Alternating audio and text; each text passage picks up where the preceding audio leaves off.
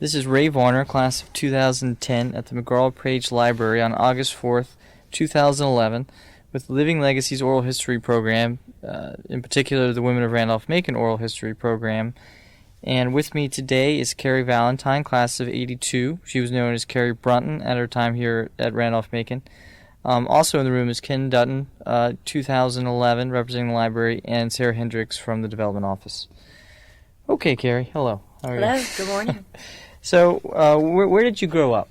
I grew up in Fairfax, Virginia. I was originally born in West Palm Beach, Florida, but I grew up in Fairfax and found Randolph-Macon through my mother worked at American University, and they were a member of the nationwide tuition exchange program. And so when it became time to look for colleges, and American U was such a large school, you had to apply for it like a scholarship. And I received one. And so we started looking at schools in sort of a 100, 200-mile radius of Fairfax. And that's how I found Randolph-Macon. So, the tuition, how does the tuition exchange, how did that work? It's sort of as many as you have going in, you have coming out. And it's for faculty and staff, children of people who work at colleges and universities.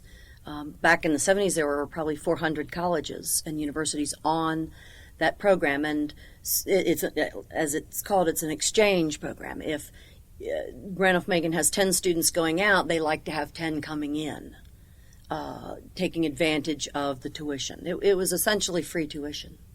Okay, because your mother Worked at American University, okay. and I applied for and received a scholarship. Okay.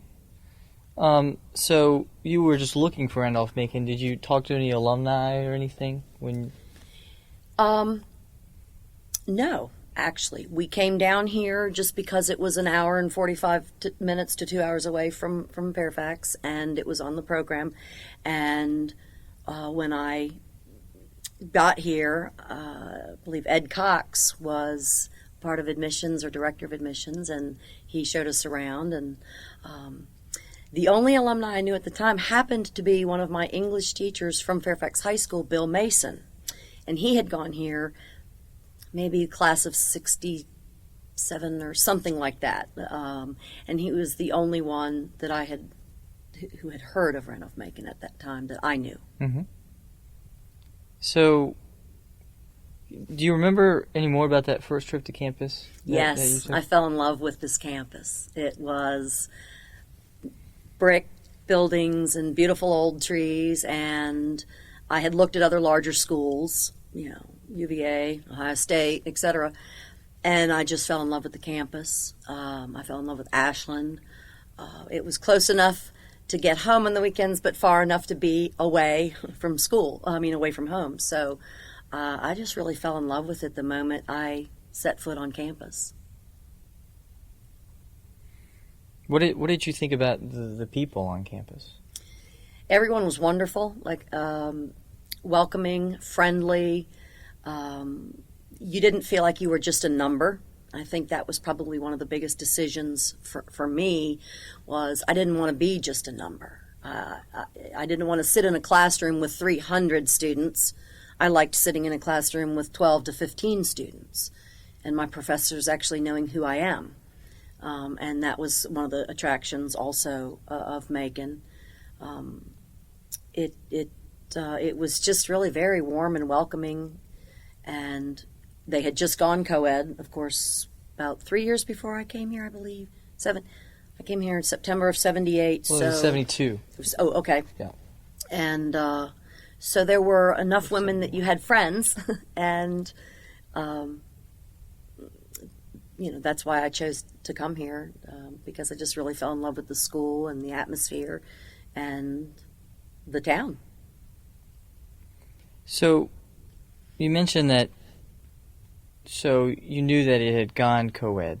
Yes. So, I guess that was in your mind. Mm-hmm. How did you know that it was in admissions?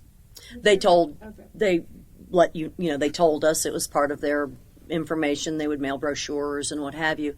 And honestly, being an 18-year-old girl, the odds were 3-1, men to women. I thought those were good odds. Did they advertise that in a sense? I mean, did they really want women to know that, and that was a selling point of the college? I don't think so. I just remember hearing that statistic and thinking, oh, that's not a bad thing. It's been a number of years since then. I don't remember that truly being a focal point. But I do remember thinking that might not be a bad thing. Mm-hmm. Of course. Do you remember the first time you came to campus as a freshman, so orientation and all that? Do you remember that? Yes, Mom and I came, and again, it was really wonderful. It seemed very well organized. The students that led us, the orientation, raved about the school. Those were both, men and women. And I do remember asking, and I don't remember who it was, but I remember asking one of the tour leaders that was a woman, how do you like it? Do you feel like there's enough women here? And, that sort of thing. And she loved it. And, orientation really showed you a lot of aspects of the school. And then, after I decided to go here, I found out, which I did not know at the time, but one of my best friends from Fairfax, her older brother Al Capilani went here and was president of SAE. So we ended up, she and I came down to visit, just she and I, and spent the weekend. And that's one of those small world things, because Al married a lady from here, who Diane and Al Capilani, and they do horses, and I ran back into her. And then when I brought Kelly, my youngest just graduated from here, my youngest daughter, Kelly Valentine, and she came for the emerging leaders. And as this young man met us, and we took her bags to either, I'm not sure whether it was Olin or Star. And when we walked in, I said, oh, they've really, remodeled the dorms. They're a lot nicer than when I went here. And he said, oh, when did you go here? And I told him, he said, well, my parents went here. And I said, well, who are your parents? And he said, Diane and Al Capilani. And I said, well, your grandfather was my guidance counselor at Fairfax High School. Your Aunt Vicky was one of my best friends. And your dad also went to Fairfax High School. So that was one of those small world coincidences that was a lot of fun. So, do you remember moving in that first day? Yes, I do. Met my roommate, Lisa Barnett Kern, who we're still friends to this day. She came from upstate New York. Had the other older students helping us move in. I was in Mary Branch North, and it was the first year they put students in the basement. We called it the dungeon because it was a little dark and lonely down there, but we decorated it and had a blast living down there. And actually, it was a lot cooler because Mary Branch didn't have air conditioning. And so the friends that were in the upper floors, it was a little hot that first month and a half, and we stayed nice and cool. I think the thing I remember the most about that day was when it was time for Mom and Dad to leave. And we'd been moving in and all this, and Mom and Dad were parked out in front by the fountain on Henry Street.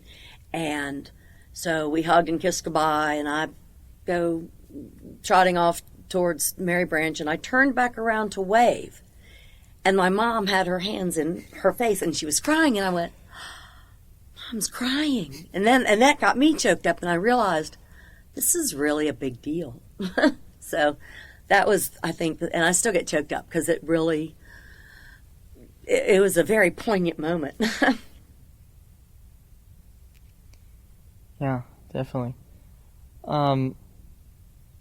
So this might seem like a random question, but it's a little lighter of a subject. Mm-hmm. But what was the food like while you were here? It was, the first 3 years it wasn't very good. We had the old cafeteria. We didn't have a salad bar. I have to say, some of us women kind of staged a little bit of a food fight to demand a salad bar, and we got one. And this was in 81? This was in 78. Oh, sorry, 70. Oh, so when you My first came in. year Oh, your was, first year. Yeah, I came here in September of 78, graduated in May of 82, and the new cafeteria was open for September of my senior year, which would have been 81. Mm-hmm. But those first 3 years, the old cafeteria was designed for about 300 or 400 students. They were serving over 1,200. And being girls, we wanted to stay, thin and healthy, and we wanted a salad bar. And so we did. I don't know if that's something you all want in your oral history. No, but we staged a food fight to get a salad bar. Believe it or not, back in 1971, there was also a food fight for the same reason, for protesting of the. I don't know. Did you know? I guess no. you had no. Did not know that. That's interesting. Yeah, and apparently in the contract, in the next contract, that they actually had in the contract no food fights. So at least that's the stories I hear. So how did you start the food fight? How did you know that? Well,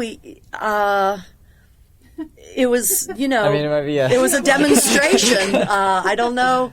We talked about it. We kept asking various folks. There was a gentleman named, what was his name? Lester, I believe. Morris. Yes, that ran the cafeteria, and we asked and asked and asked and begged and pleaded, and finally, just one day, a bunch of us just decided that. I guess the 60s weren't too far behind us, so demonstrations were somewhat familiar to us, and so we did. We staged a food fight, and then we helped clean up. Oh, see. Yes, after we were done. But we got a salad bar a couple months later. And it wasn't a very big one, but it was salad. And they knew that, the food fight was Absolutely. directly because of the... Mm-hmm. We told them. We did. Yeah, I guess that's one way. So, can you tell us about your social life and kind of the activities that you were involved in, or? Yes, there weren't any sororities yet. Yeah. There were only fraternities. And so you sort of, when you first came to campus, and many of my girlfriends that like I said, we're still in touch with, you sort of bonded with if you were lucky and you got along with your roommate and some of your dorm mates, you pretty much did everything together, and that's what we would do. We'd go to breakfast, lunch, and dinner together, and study together. The sports that I participated in high school, they did not have here for women. They didn't have gymnastics. They didn't have a track team. So there weren't really any sports that I could do, but we did a lot of intramural sports. And my roommate and I would go into the old gym in the old men's weight room and work out because there wasn't a women's. And a lot of the fellas weren't real thrilled with that, to find us in their weight room and their exercise room. And we kind of had to argue a little bit in order to stay there. And we would run in the old gym that had the wooden upstairs track. Loved that track. And swimming in the old pool. I don't know if you know, there is an old pool in the basement of the old gym. And as far as other activities, there weren't a whole lot of stuff for women back then, as far as sports or clubs or things like that. We sort of did our own thing. So, what was that? What were you doing? Golly, we would go to fraternity parties. It would be one thing. We did, one thing that we did do, about 15 of us women got together and created our own sorority, so to speak, and we competed in the Greek day, and there was a little bit of a ruckus as to whether we were going to be allowed to compete in the Greek intramural stuff that day because we weren't legally, technically, a sorority or a fraternity, but they let us do it, and we had T-shirts printed, and we called it ITK, which was I Tap a Keg, which I still have that T-shirt. It's, of course, way too small for me now, but I do still have that T-shirt. And so we did our own things. We created our own fun. And we exercised and we went to class and we studied together and we went to, like I said, fraternity parties and dressed up for Halloween. And we did do a lot with the English department. We had a really magnificent English department back then. Dr. Wooten was the head of it, and there were some really young, fun professors, and Dr. Gray, and we held medieval. We had a medieval dinner where we dressed up, and we just sort of made our own fun. Did you, kind of going back to the group of girls, did you guys throw parties ever? Yes, in our dorms. In your dorms? Mm-hmm. Sure, because again, we didn't have a sorority house. And so we would have, especially in the basement at Mary Branch North, that was fun. It was sort of separate. You weren't keeping people awake upstairs. And we dragged some old sofas down there and just sort of made a little lounge of our own down there. And that was always a lot of fun. So this group of girls, I guess you all met because you were in the same dorm? Yes. Laura Forhan, Lori Morgan, Lisa Kern, Lisa Barnett. Oh gosh, who else? Really, the four of us have really stayed. Lori and Laura were from Newport News, and then Lisa and we're together as roommates, and then Lisa and I were put together as roommates, and we've stayed friends all these years. Laura's done an oral history. Oh, has she? Oh, good. Yeah, and in fact, I came at 2 a.m. to take care of her 2-year-old when she was on her way to the hospital to have her second child. And we have all stayed in touch all these years. In fact, Lori and I just had lunch about a month ago.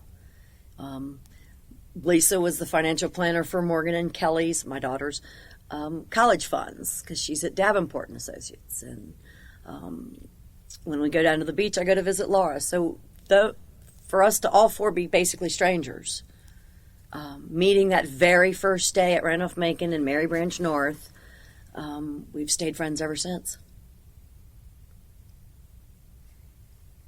Did I guess you continued to live in the same dorm together? Or No, we moved down to the motels our sophomore year and stayed in the motel dorms, Olin, for the next 3 years. We all lived there, and that was a lot of fun. The motels, now I know they're the freshman village. But again, we didn't have air conditioning, and so you opened the windows and people climbed in and out of their windows, and you laid out in the sun and you studied in the courtyard, and it really was homey. It really was a very family home type environment because the motels were just sort of like that. So did the girls that lived in Olin, did they normally live there again? So it was kind of a thing that everyone would, return to the... Yes. You kind of found your niche, and that's where you lived. And some people preferred Mary Branch. Some people preferred the motels. We moved to Olin, and we all of us stayed living there. All the rest, sophomore, junior, and senior year. So would you say that the buildings and the location and the air conditioning, that stuff, were more important, or the other people that were in the dorm? The people in the dorm, because Conrad was new and it had air conditioning. I remember that. But I don't know, it was just homey. It was fun. It was a college atmosphere. It was it really was more about the people that were there and everyone being in the same location, so you could run down the hall and knock on the door and borrow, coffee or whatever. Did the dorms have reputations? Like, you know what I mean? Like, would you say that maybe like the studious people lived in? I don't know. That's a good question. Studious, but, well, like sororities and fraternities sometimes have different reputations. Right. You say like the football players were in this fraternity, or Yes, Kappa Sig and KA were football fraternities. I want to say Lambda Chi and Phi Delta were more of the baseball fraternities. Theta Chi and AE Pi were sort of the if you will, nerdy type fraternities. And I honestly, and I do feel like a lot of my friends, I feel like I had friends in lots of different groups.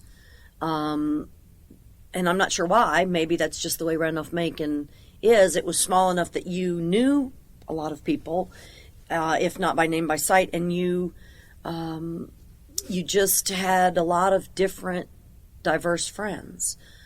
We kind of went to all the different fraternities. I had friends, and so did my girlfriends. They had, friends in all the different fraternities and groups. And I do, sometimes the chemistry folks, they would all have to study because they had to study a lot.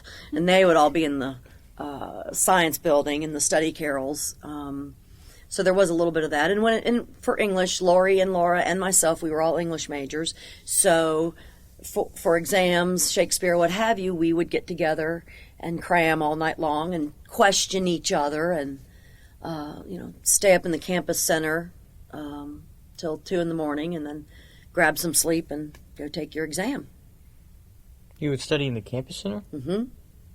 There were study carrels, they called them, upstairs. And if you got dibs on them early enough in the evening, we would stay up and study. That way you weren't keeping your roommates awake. And we would all be in the same English class and have the same English exam the next day. So we would study together. So those were study rooms, primarily, I guess. Mm-hmm. Do you remember any of the big social activities on campus? Old South was KA. That was a formal. I don't know if they still do it or not. SAE had their pig roast, which was kind of a big deal. I mean, I remember people's parents and grandparents and all coming down for that. Of course, homecoming and do you remember Camptown? Oh, yes, of course. Camptown was great fun. The actual horse racing had stopped a few years prior to my arriving because of injury. But Camptown was a lot of fun. They had bluegrass bands, and see, the difference that you guys don't have is at 18 we could drink beer legally. So we could have, beer and have a keg or something and not be breaking the law. And so I think it was maybe why we all stay so close, because we didn't have, we were allowed to do that. And so we did. And it wasn't a bad thing, and they had great bluegrass bands and everyone, we made matching t-shirts and matching bandanas. I still have pictures of us in those out back of Mary Branch. They had the bands on the stairs, and everybody would bring their blankets and chairs and what have you, and listen to the music and just have a great time. Do you know why there was bluegrass of all music? Well, Camptown was a horse race, and if you remember the song, are you familiar with the song Camptown Ladies Sing Their Song Doo-Dah? It was sort of a southern tradition, I guess, and I think bluegrass is somewhat associated maybe with a more southern atmosphere. And southern rock and roll, okay. Leonard Skinner and Marshall Tucker and stuff like that, Doobie Brothers, and that was sort of the music of the time. Do you remember the Hampton-Sydney games? Yes, those were also a lot of fun. I can't remember if it was our freshman year that it was away, because every other year it's home or it's away. And we all drove and went to Hampton-Sydney, and that was a lot of fun. And then they would come here, of course, the following year. I want to say there used to be a blood drive. Is there? Okay. And we all donated blood. But they had... Amnesty International also wanted to do, you did a fast, and so you signed up, and the money that you didn't go have breakfast, lunch, or dinner that day was donated to Amnesty International. But fasting and giving blood were not necessarily a good idea to do in the same day. Couple of my friends got a little lightheaded and passed out and that sort of thing. So, who knew? And you mentioned it earlier, Greek Day, which was really, I guess, a field day kind of Yes. thing? It was a competition. I don't know if they still do it or not. There were lots of different, and the blood drive was part of the competition. The fraternity that got the most. There were points, and then there were games. There was like a keg roll relays, and there were. What's it called when you in a sack? Race? Yeah, potato sack races. Carrying an egg on a spoon. I want to say a football toss. Of course, the KA fellows won that. And you accumulated points, and then whichever fraternity at the end of the weekend had the most points won. I don't know what they won other than bragging rights. But that was a lot of fun, and that's why we created our own sorority for that one year so that we could compete in the Greek games. How'd you guys do? I honestly don't remember. I know we didn't win, but Did you lose? there were probably 6 or 7 fraternities, so I honestly can't tell you who won or lost back then, but we really had a lot of fun doing it. It was really a lot of fun. I guess there was no Women's Greek Day, or No. I've seen it in your books that maybe they've had it before, but it seemed to be that the houses would compete against. I mean, the dorms would compete against each other. Yes, that's true, and I don't know if how many. I don't remember our dorms, and that may be that started a few years later after I was here. I think it was earlier, but Or it was earlier. Yeah, but, yeah, that may very well be. That part I don't remember. Just don't remember. so, that but part. but when you were here, that wasn't happening, obviously. Not that I remember. If it did, it wasn't. It didn't make enough of an impression on me for me to remember it. That's and. If the dorms were doing it, I don't know that we'd have just done it with our dorm instead of creating our Exactly. own ITK thing. So, ITK. it was like I said, we could drink beer legally, and so it was just different. You didn't have to hide or be in trouble. We were considered adults, and we were allowed to have a beer. Do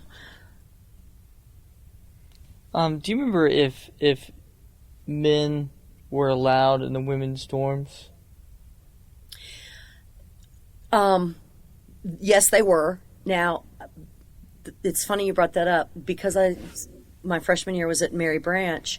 We actually had a room mother, Mrs. Satterwhite, and she was ancient, and she lived in Mary Branch in the middle, and she had probably 3 or 4 rooms all put together upstairs in the 3rd floor. And if you lost your key or misplaced your key or whatever, you could go up there, and she baked cookies, and you would have cookies with her. And she was just a sweetheart. But there was never any real policing, so to speak, of men being in the dorms. They could come and go. In fact, the dorms really were rarely locked back then. I wonder how she was selected. Was she a faculty widow or something? I have no idea. The impression that I remember is that she'd been there forever. And when women probably first started at Randolph Macon, they probably had to. And so if they'd only come 5 or so years prior to my arriving here, maybe that's all the longer she had been there. I don't know. But she had this cute little grouping of rooms upstairs in Mary Branch that she lived year-round. And we'd go visit her, and like I said, she made great cookies. And but she never really, there was never really any, I don't remember boys not being allowed in. Mm-hmm. But you would be respectful of your roommate. You wouldn't just hop in with the boyfriend at 2 a.m. You just didn't do that. You were respectful. So, was she the only dorm mother on campus? That I remember, yes. Okay. So, and was it New Dorm or Conrad while you were Was it It still... was Mary Branch. No. Oh. Was it still New Dorm, or was it... I think it was still called New Dorm Okay. because they had named Moreland, and that was male. There were two brand new, nice, air conditioned dorms on either side of Mary Branch, and I believe they'd already named Moreland, but they were still coming up with a name for Conrad, and we called it New Dorm. Switching to academics now. So you mentioned before that you were an English major. Mm-hmm. So did you come into college knowing that you would be an English major? No, I wanted to be a veterinarian. And I loved biology and chemistry and had a bunch of it in high school. But my parents, we really didn't have a lot of money. And so coming here, first of all, really the only way I was able to come here was on the scholarship. And I worked part-time also. And, halfway through my sophomore year, I realized that, first of all, I didn't have the money for veterinary school and didn't want to go into debt for veterinary school. I also did not have straight A's here at Randolph-Macon. And so I had to choose a major that, and the science curriculum was so rigorous that you spent hours and hours and hours in lab, and which I loved, but needing to work and study and everything else, I had to realize that I had to choose a major that I could be done in 4 years, and because that's all the scholarship was good for, and that that veterinary school just was really not a reality or type thing. And so I chose English because I liked it. I liked the English professors. I was good at it, and I could work and still get decent grades. Did you get to pick your advisor? Gosh, I don't remember. I honestly can't tell you who my first advisor was, because then once I switched to English, it became Dal Wooten. So I honestly cannot tell you who my first one was, because it would have been someone in either probably in the biology department. So who were those professors that were most influential in your experience? I loved Lori Fink. She was in English. She was working on her doctorate. She was excellent. Dal Wooten, of course. Bill Gray. Oh, Bill Gray. He was an amazing man. I don't know if you all are familiar with him or not. He used to live in the apartment upstairs of campus security, the little white house across from Fox Hall. And he was from very old southern Louisiana money, and he spent summers in the Hamptons and with people like Liza Minnelli and Tennessee Williams and that sort of thing. And we would go visit him and help him grade undergraduate papers. And he had an amazing wine collection, and he would just tell us all these stories of, like I said, palling around with Tennessee Williams in New York City. And like I said, that one summer he spent the summer with Liza Minnelli at somebody's mansion up in Connecticut. And one day we were sitting, and he was droning on about Shakespeare, and this large, baby yellow limousine pulled up out front of the little white security building, campus security, and the chauffeur got out and went upstairs and knocked on his door. And we finally was like, "Dr. Gray, excuse me, there's a limo out front of your apartment." And he looked up, and he always looked over his reading glasses. He says, "Oh, that's Liz, class dismissed." It was Elizabeth Taylor. And he went out and got in with her, and they went to La Petite France for dinner. So, Dr. Reinhardt, Bill Reinhardt, he was history. I remember my first Blue Book exam, written, all the, and I got a D. And I brought it back to him. I said, I'm a good student. I studied hard. I don't get these. He said, "You do here." And so I had to work very hard to get B's out of him. But he was an excellent professor. Who else? Dean Andrews, Ira Andrews. I had him for New Testament. He was superb. Those are probably the main ones. Dal Wooten, Dean Andrews, Bill Gray, Dr. Reinhardt. Phil Stanton, he was a math teacher. I had him for statistics. If it hadn't been for him, I'd have never gotten through statistics. He was very good. I can't say really that I had a bad professor here. I really can't say, they were all excellent. They really were. So, being an English major, I guess you had to take, obviously you had to take some math classes and some science. You said you liked it, but which science track did you do? Did you do the... Biology. Okay, so because that was pre-med. Macon being a liberal arts school, they didn't have specific...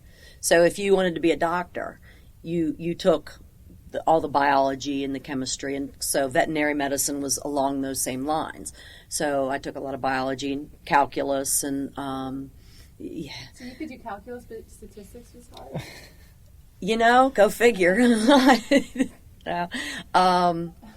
And I actually ended up not taking the second half of calculus because I was really over it. And by then I had decided that I was going to be an English major, and I didn't need that second half of calculus, and so I didn't take it. And so yes, I came in initially as a science major. Biology. Oh, so I mean, you were still planning to go that way for a while. Until halfway through my sophomore year, and then you have to declare, and you have to really start funneling yourself into your major classes. Mm-hmm. And so that's when I had to have a reality check and say, I really don't have straight A's to get into veterinary school. It's harder to get into veterinary school than it is medical school. And I didn't have the money for it, and so that's when I had to make a decision as to what I was going to get a degree in and be done in 4 years. So that's why I chose English, because I could do it and work. What was your part-time job? A number of them. Waitressing. I did one of my jobs. Mm-hmm. And at the Pizza Hut, and where I met my husband was at the little Townhouse restaurant, which is no longer there. I worked there. I also worked for Dr. Hesse. He was a physics professor, and at that time he was doing a study on the oil usage of the college, all the underground heating, steam pipes, and how they used to heat the school with oil. They may still do that, I don't know, and their electricity bills. And he was heading some sort of program, and he hired me to do data entry, and I literally had stacks and stacks of oil bills for the college and electricity, VEPCO back then, I think it was called. And I entered them into this DOS program that he had. I can't even tell you what it was. And he was using that information to calculate the energy usage and what the school needed to do, I guess, to improve energy and reduce costs. And how did you get that job?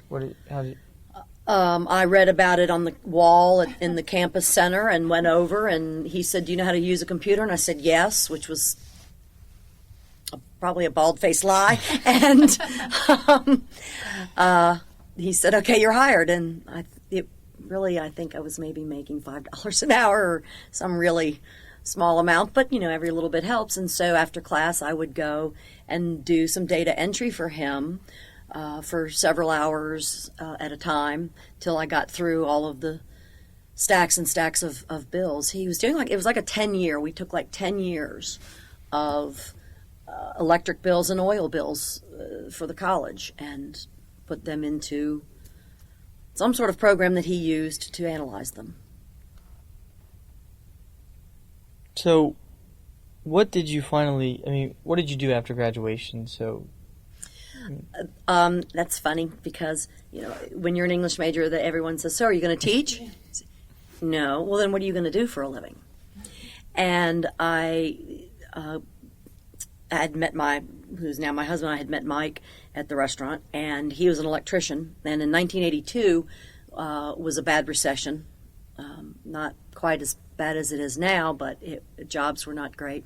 And so I was applying everywhere, and I had some friends that worked at United Virginia Bank at the Parham and West Broad Op Center, and I ended up getting a job there. Mike got laid off from his electrical job, and rather than go on unemployment, we started Valentine Electrical, and so I would work at the bank, and then I would do our books at night. Until Got married right after college. about a year. We got married in October of '83, so about a year and a half. We hadn't met until the summer before my senior year, and so, and again, it was accounting. And the thing about Randolph-Macon, and whether being an English major, if you can read and write well, you can do most anything that you want to do. And so, when it came to doing the payroll, I just read the instructions and basically self-taught myself how to run a business. And then as Valentine Electrical grew, it got to the point where I was doing bookkeeping till 2 a.m. and something had to give. So I quit my job and started doing Valentine Electrical full time. And that was in, December of '82 was when we started it. We sold it in '99, and I retired 3 years ago from Valentine Electrical. And now I breed horses and free-range organic pork. Where do you raise them? I live on an old, it's a circa 1730 farm that's just north of Ashland. And I started out breeding horses because that was I wanted to be a veterinarian. So now I get to dabble in veterinary stuff. It's really been a lot of fun. I bred the horses for a while, but when the economy died, people are not buying expensive, well-bred horses right now. I work with 2 people. I take lessons from a gentleman who trains horses for movies. He did the John Adams movie. He taught Paul Giamatti, who was the actor that played John Adams, how to ride. Paul's sister actually lives in my barn apartment now. Really?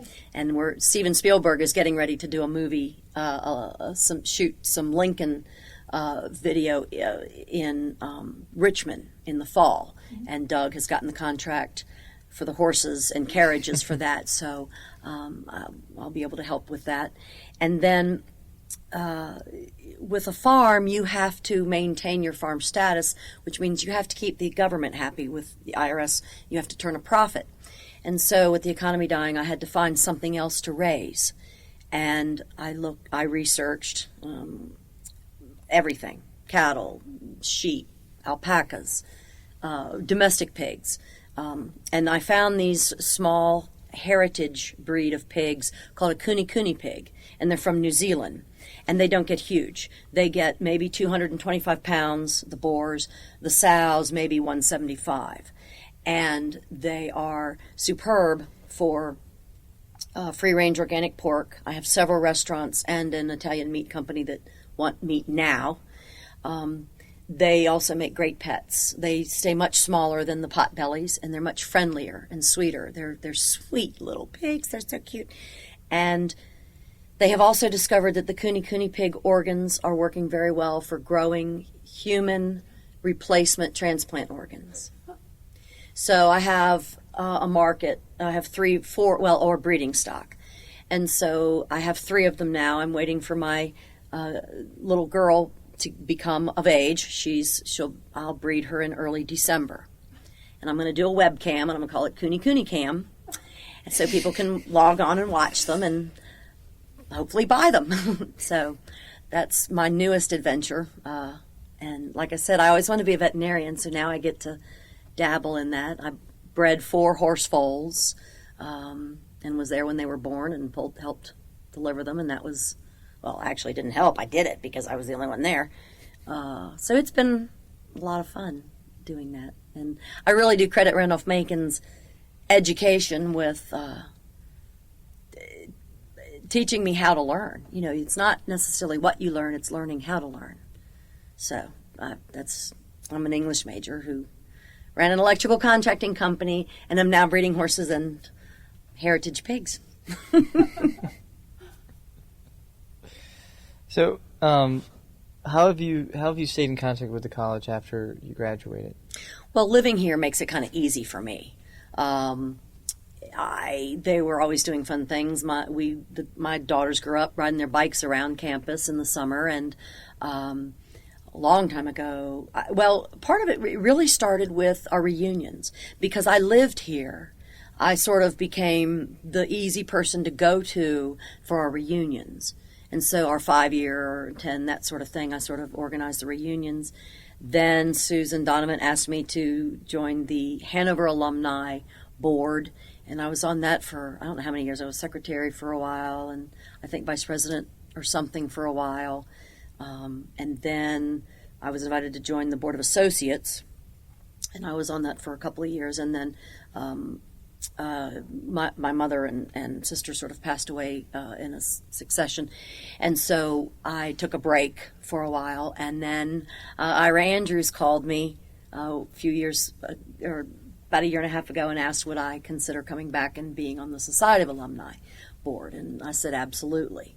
And so it's just kind of always been a part of the community as well as my life, because it's a good, it's a great school, and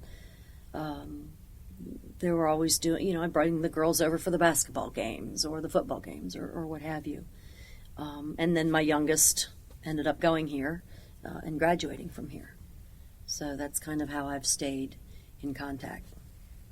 And did you, I guess you didn't pressure her to come here, or? No, in fact, quite the opposite. Because she grew up here, I didn't want her to, a lot of kids want to go away to college. You want to get out of that hometown. You want to, sort of thing. And so, if anything, I did the exact, I made her look at lots of other schools. My oldest daughter straight up said, I want to go away to college. I don't want to go to Randolph. Not a problem. So she did. My youngest, we looked at lots of schools, and she, Kelly had a 4.0, and she was a really good student and a really good athlete and that sort of thing. So finally, after looking at, UVA and William and Mary and all these other schools, she finally said, but Mom, can't I just go to Randolph-Macon, please? And I said, yes, but it had to be her idea. I mean, I was thrilled, but it had to be her idea. I didn't want to pressure her. So it was wholeheartedly her idea. And it was a perfect fit for her, too. That's great. Yeah. Did you find her experience was really different from your experience? Or did you see similarities? Because, of course, some of the same teachers are here. Yes, that was fun. It was different in that there are more women, and there are sororities. And so I think there's a lot more, and there were, actually women's locker rooms. Again, we had,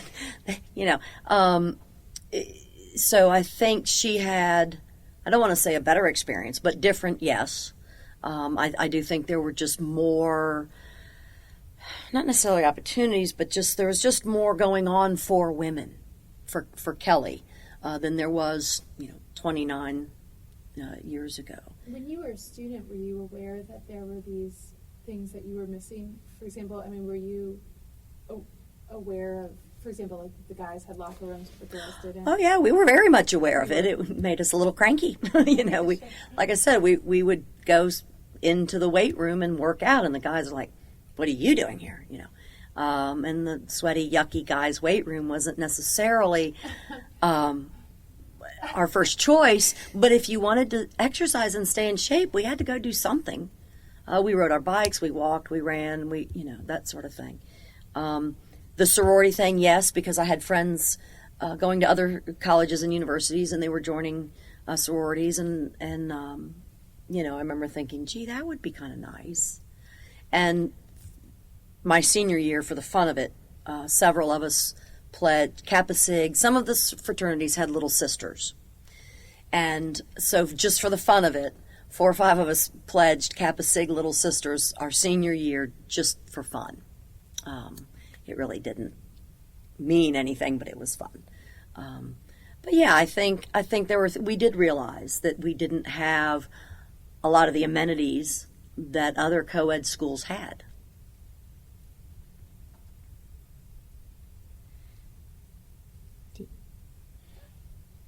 I do have to say one thing that was very memorable was when Kelly graduated this past Memorial Day weekend. I graduated in '82, and this was 2011, so it was 29 years, and it was amazing to because we met. You line up back behind Mary Branch and Old Chapel, and when we started to walk.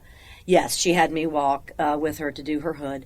And as we were lining up and heading towards the graduation where we were going to sit down, we crossed over my brick. Mm-hmm. So that was neat. And then to be sitting there and going, I did this 29 years ago. It was really a very poignant moment. That was... And now I have a grandson. Maybe he'll go here in 16 years. So you never know. Exactly. I guess you had a daughter who recently came here, but if you knew a freshman who was entering college, in the upcoming fall, I guess it's much like your daughter's experience, even though it was 4 years ago. What advice would you give the incoming freshman, just from your experience, maybe from, your daughter's experience? Take advantage of everything that the college has to offer. And sometimes it can be overwhelming for freshmen because Randolph-Macon really does have a lot to offer. I remember Kelly would call and say something, and I was like, well, hon, go to the, what's it called? The career, services. Yeah, take advantage of all of the information. Sometimes, we're in the information age, and I think sometimes it can be overwhelming that there's too much information, but just really take advantage of all of the opportunities and avenues of exposure to various things that Randolph-Macon offers. I think they really offer a lot for students, and try to be kind to your roommate. Try to be respectful of your roommate, because that can be hard. I think a lot of freshmen, a lot of students nowadays are used to having their own bedroom at home, their own bathroom at home, and may or may not have shared that sort of situation with a sibling, let alone a complete stranger. And so I think the living arrangements, whereas as a kid, I shared a bedroom with my sister and that sort of thing, and so did most of my friends. I think nowadays kids don't. And so I really think living in a, 10 by 10 room with a stranger when you've had your own bedroom and bathroom your whole life is a rude awakening. So I think those are some issues that freshmen should, and it might not be important for young men, but I think it is for women a little more so. I think it's important too. Okay. Yeah.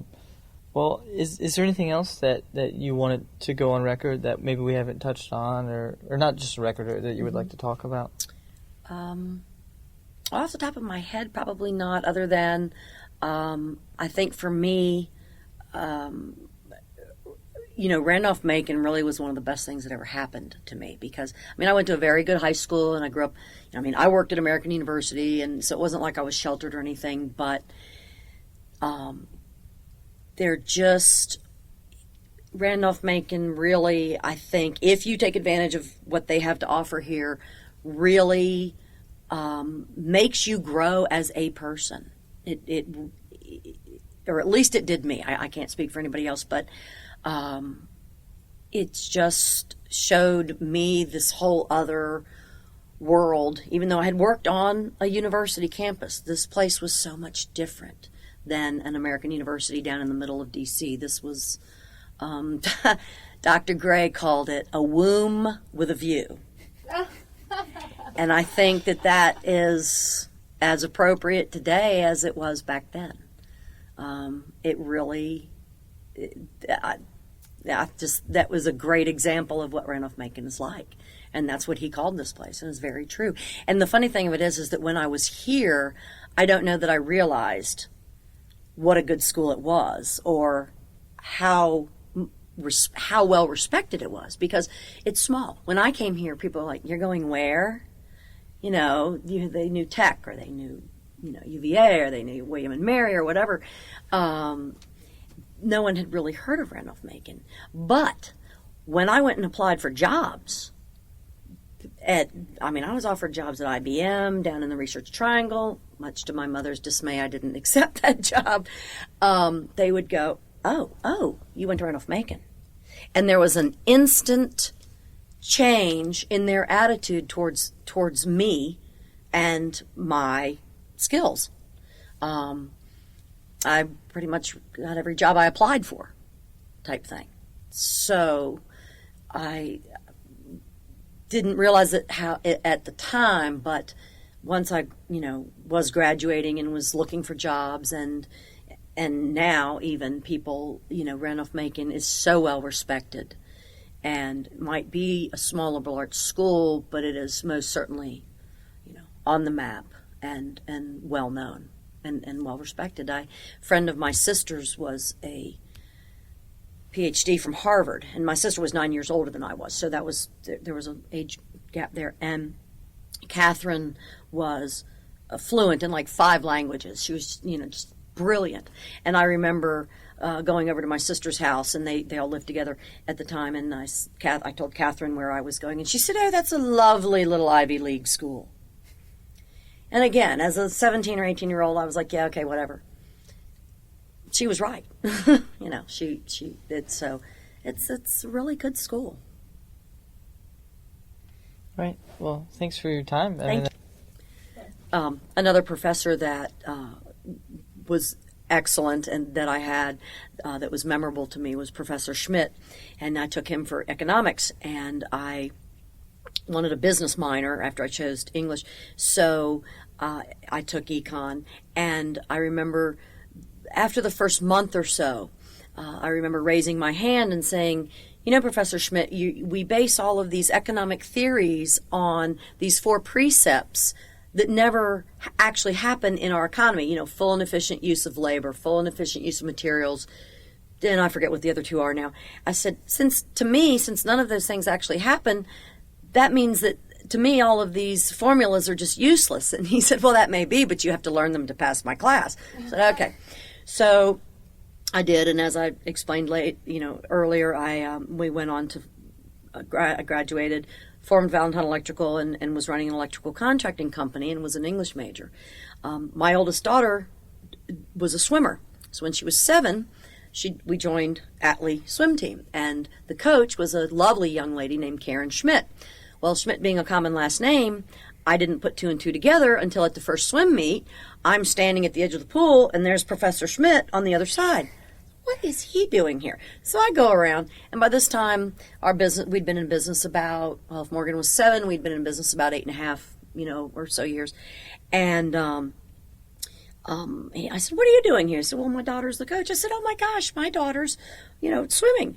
And I said, Professor Schmidt, there's one thing I've learned about economics since I've graduated. He said, really, what's that? So he was already familiar with our company. We had actually done some electrical work for a neighbor, so he had seen our vans. And I said, the biggest economic rule is don't spend more than you make. And he laughed. He said, well, that's true.